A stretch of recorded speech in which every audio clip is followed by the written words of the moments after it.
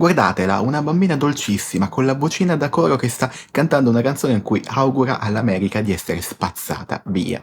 자기의 비워펴서 물에 빠져. È talmente tenera che fa ridere. Ecco, oggi partiamo da qui, dal tono di questo film che è capace di dire la cosa più cattiva del mondo col sorriso di una mocciosa. Remember the 11th of September 2001.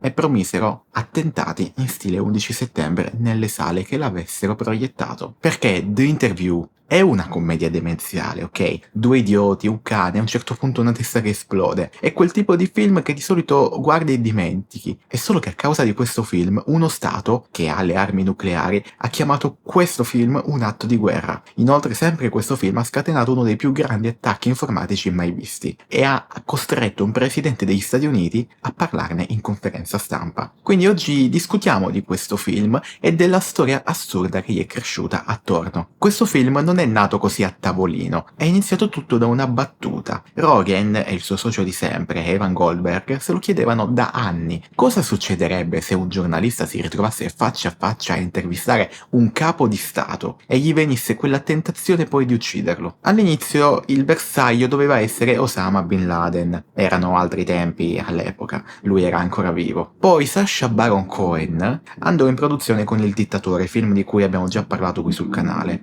e si prese di fatto tutte le battute sui tiranni, e il progetto quindi finì un po' in panchina. Finché poi a rimetterlo in moto fu paradossalmente una morte specifica, quella di Kim Jong-il, perché al suo posto arrivò il figlio, Kim Jong-un, che aveva più o meno la loro età. E un dittatore, diciamo, al loro coetaneo, secondo loro faceva ridere di più di un dittatore anziano. La primissima versione della sceneggiatura aveva un paese finto e un leader finto. Poi però, discutendone, autore e studio decisero di provare a metterci il nome vero. Ed eccoci arrivati. Il film si apre proprio con quella bambina e poi ci butta immediatamente nel mondo di Dave Skylark, che è un mondo molto preciso, la televisione spazzatura. Dave conduce un talk show dove le notizie sono gossip, pettegolezzi, scoop inutili. In una delle prime scene abbiamo un rapper famosissimo in diretta mondiale che fa coming out.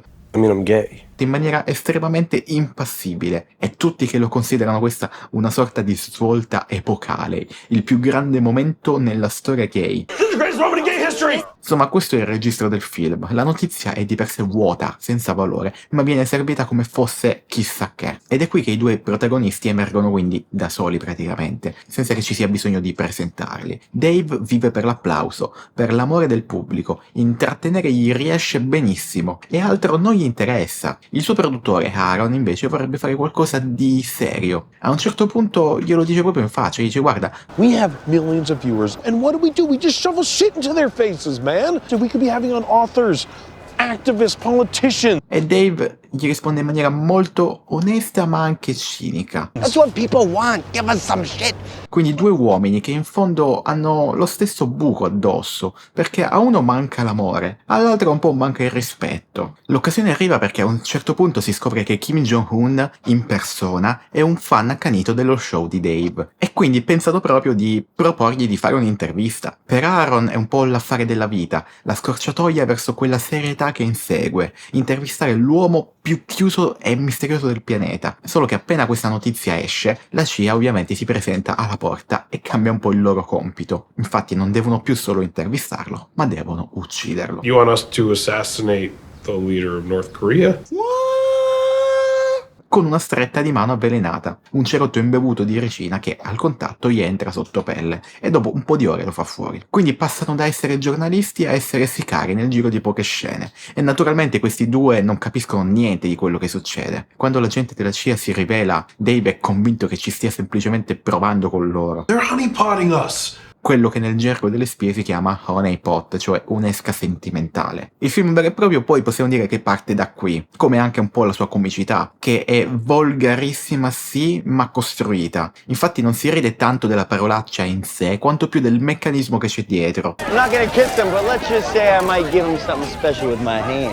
You gonna jerk him off? What? No. I due arrivano alla Corea del Nord. Il cerotto avvelenato viene spacciato per una gomma e una delle guardie di Kim se lo mette in bocca, lamentandosi. This gum has no flavor. Your gum tastes like shit. Chiaramente quella era l'unica dose che avevano e quindi la CIA deve fargliene arrivare altra con un drone. Tutta la scena è particolarmente surreale e si arriva al punto in cui Aaron deve nascondere quella capsula con dentro il veleno esattamente lì. E quindi il punto della costruzione del film è un po' quello. La comicità nasce non tanto dalla battuta in sé quanto più dall'ingranaggio che si complica. Quindi non dalla volgarità pura, ma dalla volgarità costruita con un senso. Però fermiamoci adesso un attimo, perché qui il film e la realtà iniziano a somigliarsi tantissimo. Sullo schermo abbiamo gli Stati Uniti che vogliono assassinare Kim Jong-un. Nella realtà, attorno a quella stessa idea, si mossero delle persone vere. Il via libera al film, infatti, lo diede di persona il capo di Sony Pictures, che all'epoca era Michael Linton. Saltando le procedure normali, di getto disse ok, fatelo. Poi dopo arrivarono i consulenti. Linton sedeva nel consiglio di amministrazione della RAND, un centro di ricerca sulla difesa, e da lì portò nel progetto un analista specializzato in Corea del Nord. Questo analista guardò il film e sul finale non disse attenti, ma disse il contrario, disse che l'assassinio di Kim è la strada più probabile verso il collasso del regime e che quindi lascerebbe la scena esattamente così come è stata fatta, così come poi nel film la vediamo. E Linton in una mail scrisse a un collega di aver parlato riservatamente con qualcuno molto in alto al Dipartimento di Stato, che era d'accordo con tutto, non in parte, proprio con tutto. E c'era anche una terza voce, un ambasciatore che di Corea del Nord si occupava per mestiere, che liquidò la faccenda come il classico bullismo di regime, probabilmente senza conseguenze, anche se, aggiungeva, con quel paese non si sa mai, e quindi lasciò la palla di decidere se lasciare il film così o no a Sony. Insomma, un po' tutti erano d'accordo a lasciare il film così come era stato fatto, senza preoccuparsi troppo di eventuali possibili conseguenze geopolitiche. Però ne stava anche specificato che il consulente della RAND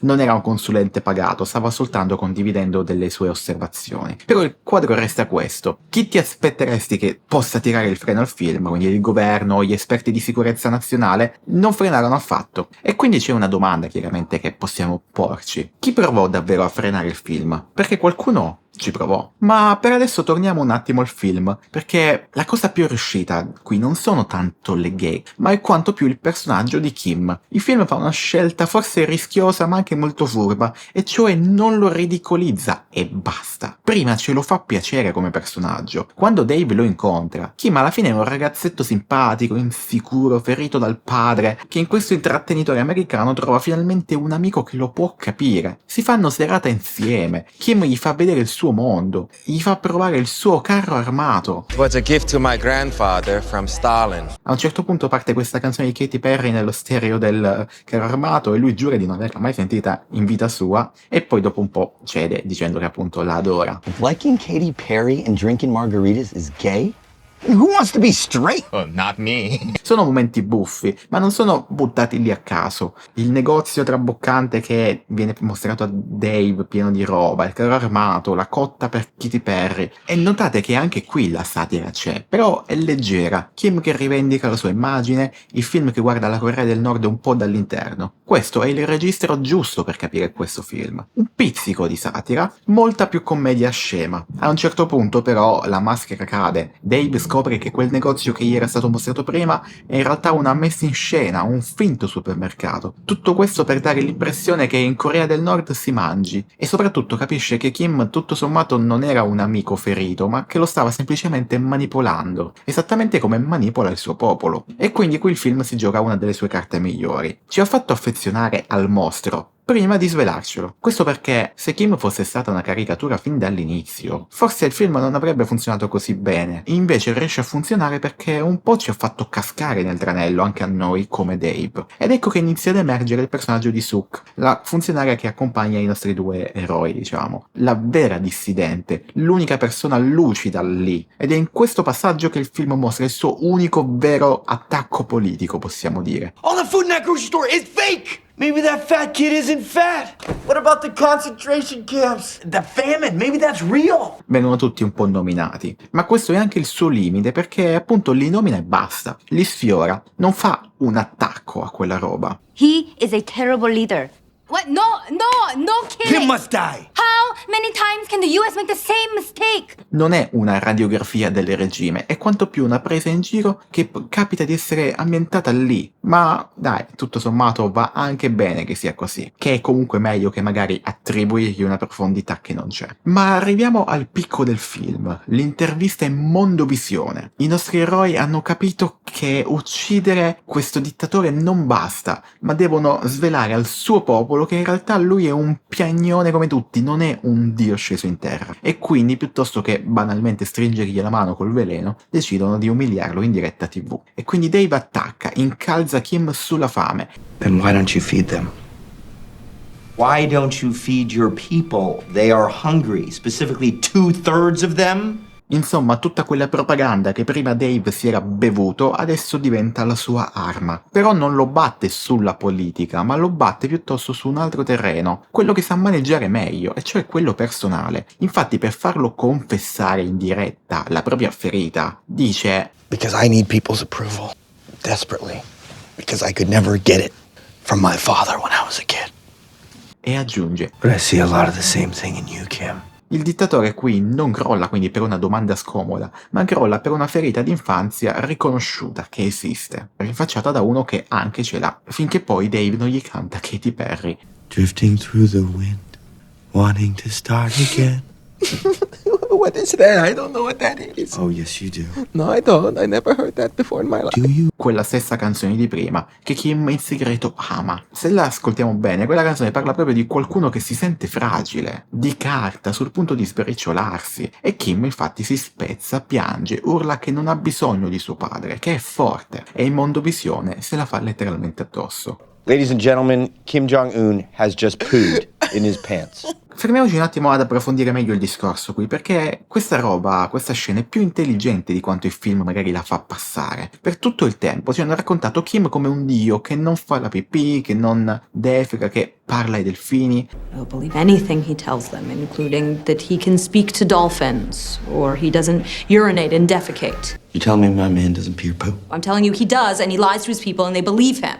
But he does talk to dolphins. Un mito costruito come un dio. E l'unica idea davvero politica del film è poi tutta qui, sotto la cacca. I miti dei tiranni sono fatti di persone che alla fine vanno in bagno come tutti. He does not have a butthole. E Dave sconfigge un dittatore non col giornalismo, ma con l'unica arma che ha sempre avuto, l'umiliazione da TV di sottocategoria. E quindi quella piccola critica ai media che il film aveva impostato all'inizio della pellicola, adesso qui si chiude alla perfezione. Insomma, la spazzatura televisiva vince, funziona. E da qui parte il caos, ovviamente. Caos anche abbastanza splatter, il marchio di fabbrica poi di questi due autori. Il sangue esagerato, sparatorie. What happened to your hand? Someone bit my fucking fingers off! Insomma, scappano col carro armato, schiacciando soldati, e poi c'è la morte di Kim, il proiettile del carro armato, proprio quel carro armato, il regalo di Stalin al nonno, c'entra il suo elicottero. E qui il film pone un bel rallenti, slow motion, le orecchie del cucciolo che ondeggiano, e sopra tutto questo parte Katy Perry, quella canzone, stavolta però a tutto volume. Kim avvolto dalle fiamme, rallentatore solenne su una hit pop. Questa è la scena più discussa del film, la provocazione più grossa che fa.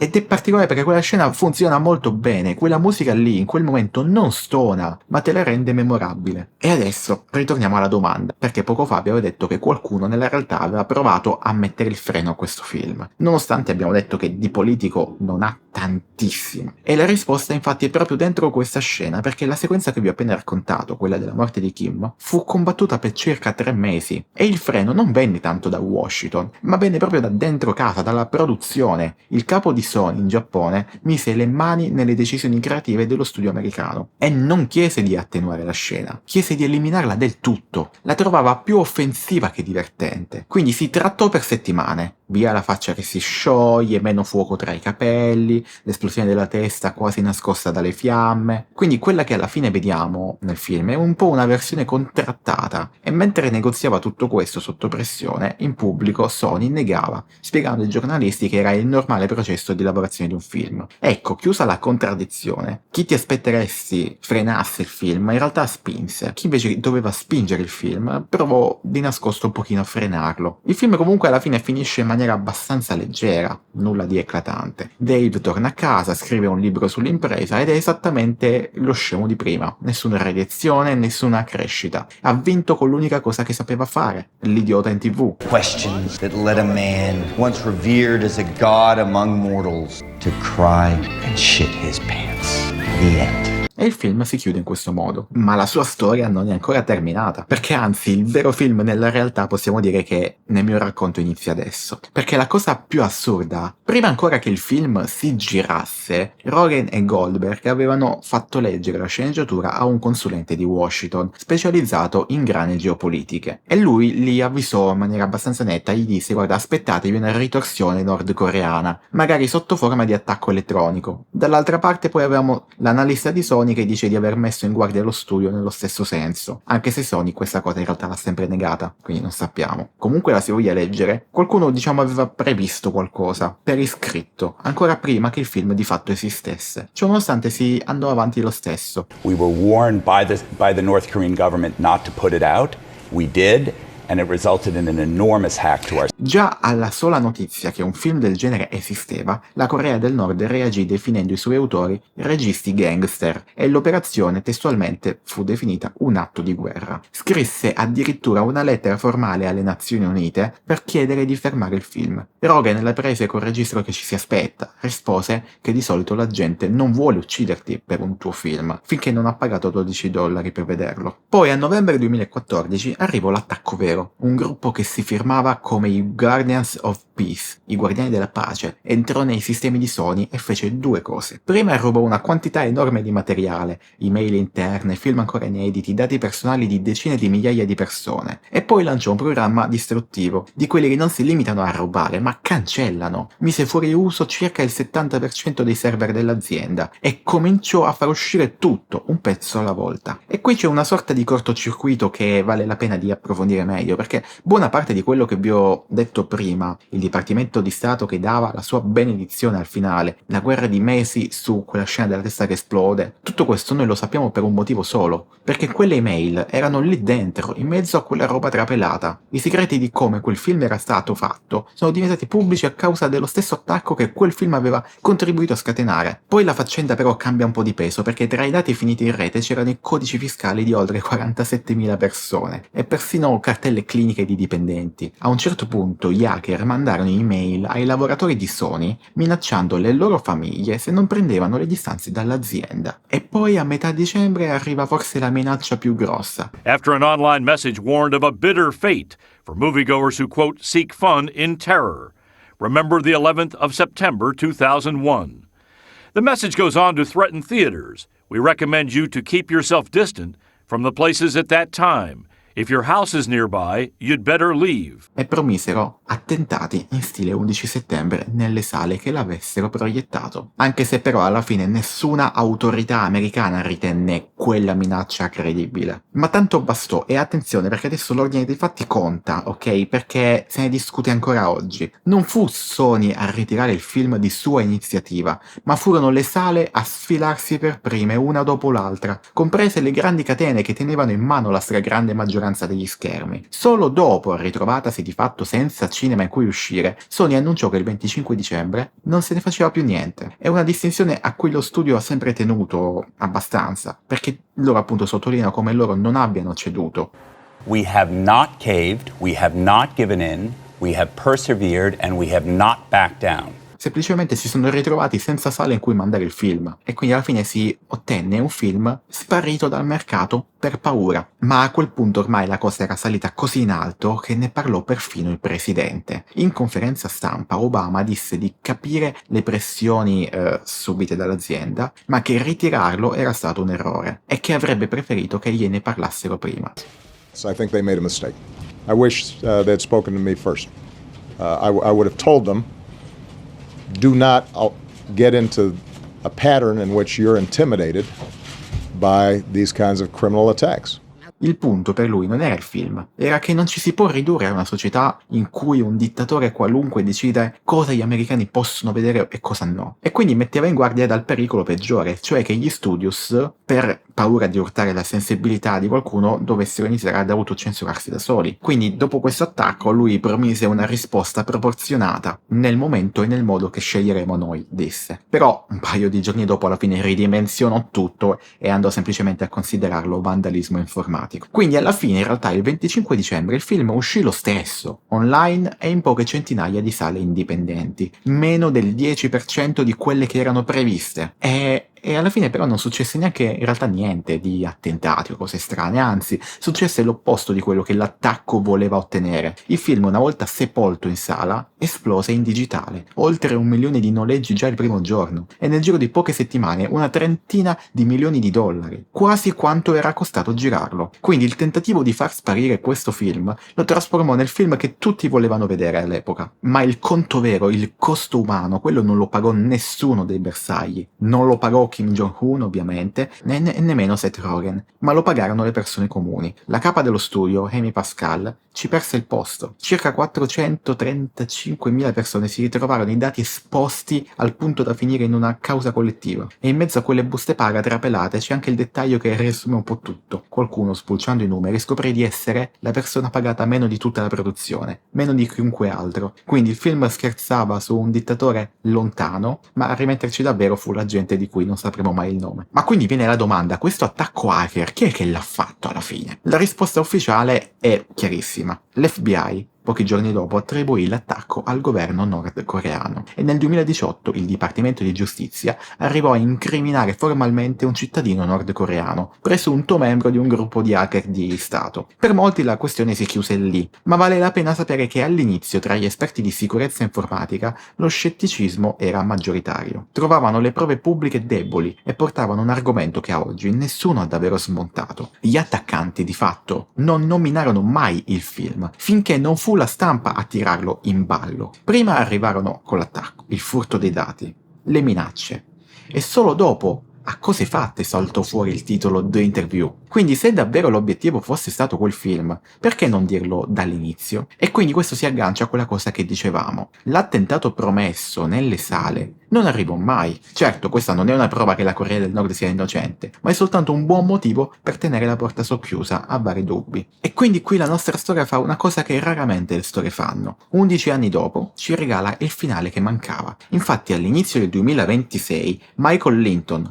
l'uomo che quel film lo aveva approvato, ha pubblicato un libro di memorie e il capitolo su The Interview è una sorta di confessione. Infatti lì definisce quel via libera il più grande errore della sua carriera. Turned out to be a pretty massive mistake. It was a massive mistake. And e spiega esattamente perché lo fece. The mistake was exactly as you describe it, was deciding to make the movie The Interview in a moment. It was during a read-through. And the result was catastrophic. Racconta di quella lettura a tavolino. Si sentiva elettrizzato e completamente fuori posto. Quindi per un attimo voleva banalmente far parte della banda di teppisti che facevano film sovversivi. Voleva stare alla pari con gli attori. Era stufo di fare l'adulto responsabile che guarda la festa da fuori. You wanted to be one of the cool kids. I wanted to be one of the cool kids. I had been very careful for a decade at Sony never to sort of fall prey to the seduction of being with the cool kids, and in one moment I did that and catastrophe ensued. E quindi buttò all'aria le procedure e disse sì, facciamolo subito. Come avevo detto, lui approvò subito. E quindi si sente un po' in colpa perché dice che a causa di questo, che questa sfuggita di mano, a pagarla cara sono stati poi l'azienda, i suoi dipendenti, la sua famiglia e un po' anche lui, sempre per il discorso dei dati trapelati. E c'è anche il presidente. In pubblico, l'abbiamo sentito, Obama aveva detto che l'errore era stato ritirare il film. In privato, 8 mesi dopo, a Linton però disse quasi l'opposto. Disse, ma a cosa pensavi quando hai fatto dell'uccisione del leader di una nazione ostile il perno della trama? Ovvio che è stato un errore. In pubblico, insomma, lo sbaglio era stato toglierlo dalle sale. A quattro occhi, invece, lo sbaglio era stato proprio farlo. Da allora Linton e Rogen non si sono mai più parlati. Eppure, ed è la parte più interessante, Linton non rinnega la decisione fino in fondo. Sulla libertà di espressione la pensa ancora così. Una volta che decidi di distribuire un film, non puoi scegliere caso per caso in base a quanto ti pare bello. E se un paese straniero ti minaccia perché non vuole che tu faccia uscire, a quel punto sei obbligato a farlo uscire. Ma non per il film in sé, proprio la considera una questione di principio Linton. E quindi qui torniamo da dove siamo partiti, da una commedia scema, due idioti, un cane, una testa che esplode, finita al centro di un incidente internazionale vero, un film che ha lasciato danni reali su persone reali, posti di lavoro, dati, vite messe in piazza pubblica, gente comune travolta, mentre nessuno dei bersagli veri veniva nemmeno scalfito dalla satira. But I see a lot of the same thing in you, Kim. Kim è al suo posto, il regime è al suo posto, a pagare sono sempre quelli alla fine in fondo. Ma forse la cosa più interessante è che il film, senza magari saperlo, parlava esattamente di questo. Parlava di uomini che hanno un bisogno disperato di essere amati. Dave che vive per l'applauso, Aaron per il rispetto, perfino Kim spezzato dal padre. E tutta la vicenda vera, l'attacco, il disastro, i licenziamenti, è successa perché un uomo aveva bisogno di essere amato, perché per un pomeriggio ha voluto sedersi al tavolo di ragazzi fighi. E allora quindi lasciatemi chiudere con la cosa più assurda di tutte. A 11 anni di distanza, dopo un attacco informatico di Stato, dopo sanzioni firmate da un presidente, dopo un blackout che spense la rete di un intero paese, a Rogen hanno chiesto se c'è qualcosa che rifarebbe diversamente. E lui ha risposto che sì, forse al film un'altra scena comica sarebbe servita.